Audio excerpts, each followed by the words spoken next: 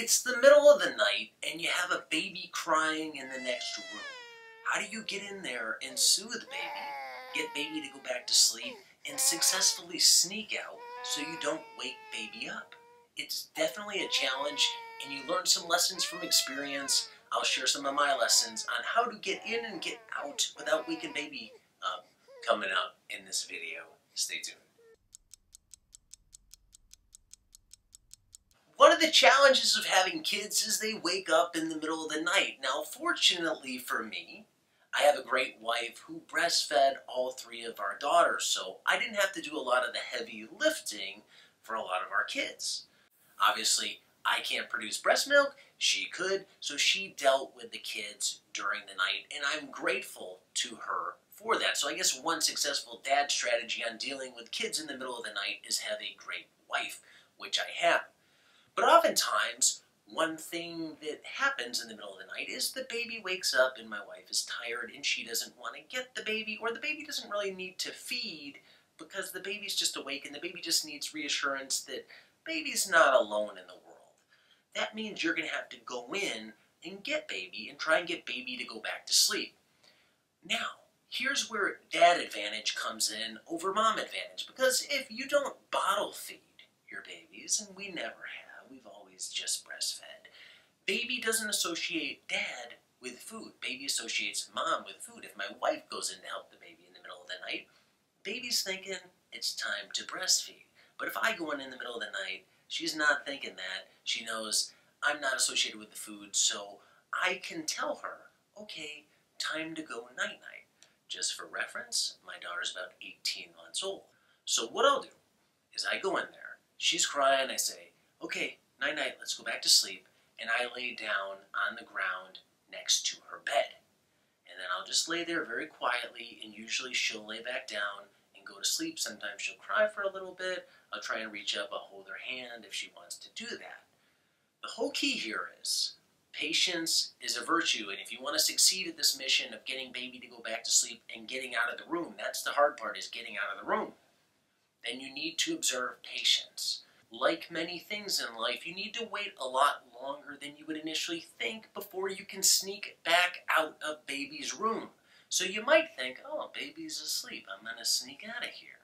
And then you get up, you start sneaking out, and up the look of death at 2 a.m. Baby's awake, and you got to start the whole process over again. And really, whenever you start over, you're like 3 or 4xing your time versus if you had just waited. So tip number 1, when you think the baby's asleep, wait longer than you think you need to try and sneak out of the room. Now the other part of the challenge is sneaking out of the room. One way to make that really easy, or to help make it easier, is run some background noise in the room. This is a trick. Run white noise. Turn on a fan in there. That's going to mask your sounds of getting out of there. If you try and go out of a silent room, literally like any crick in the floor or in my knee or whatever is going to wake the baby up, and look of death again at 2 a.m., we're starting over. So if you run a fan, that's going to create some background noise. It's going to make it easier for you to sneak out, but you're going to have to be in ninja mode when you sneak out. Do you know your baby's floor? You should, because in my daughter's room, I know where I can step and where I can't step in the middle of the night. Meaning, I can't step there because if I step there, it's going to make a crick in the floor. So I make sure when I go out of that room, I am tiptoeing through that room and strategically on spots like I'm Indiana Jones and whatever that Indiana Jones movie was where he had to step on the correct stones. That's literally how I'm going out of there at 2 a.m. Fan running, in the dark, tiptoeing, taking much longer than I think I need to get out of the room, making sure my steps are precise, and I'm stepping very quietly on my toes so I'm not cricking the floor. This is a skill. This comes with time. Tip number 2, I guess it's tip number 3, know your floor of your baby's room. Tip number 4, don't have a light going in the hallway outside the baby's room. Why is that? Because usually when you come into the room at night to help get baby to go back to sleep, I try and shut the door. I don't shut the door all the way. I just shut the door so the latch is up against the frame, not so the latch is closed.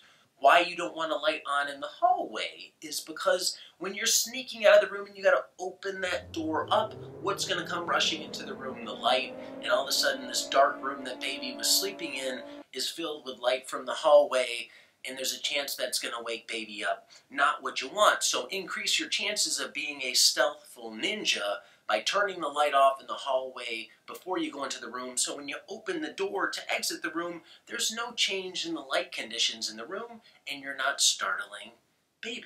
Now the last tip comes to actually getting out of the room. This is right when you're near the door, ready to make that leap from baby danger zone into the safety zone of the rest of the house. That is the one move that I will make very swiftly and surely. There is no hesitation there. It is go for it, all glory, all in. Just take that step, open the door, step out, pull that door shut in one move. Now you don't pull the door shut all the way, you just pull it shut behind you to help damper any sounds that you might make getting out of the room.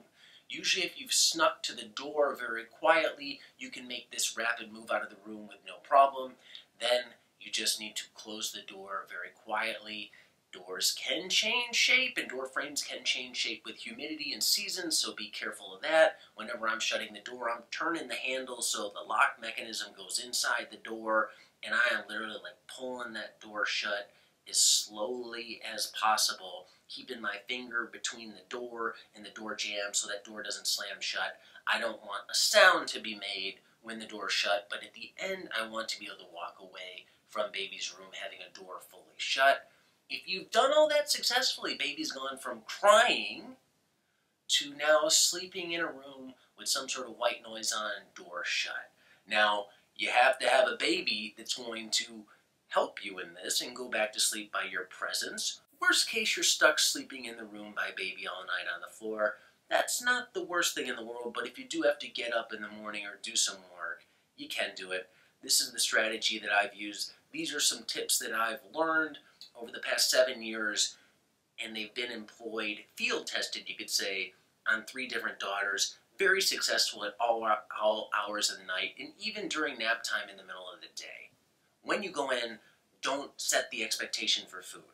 Take a long time to let baby fall asleep, longer than you might expect. Very quietly get up and sneak out of their room, ninja style, knowing exactly where you can and can't step.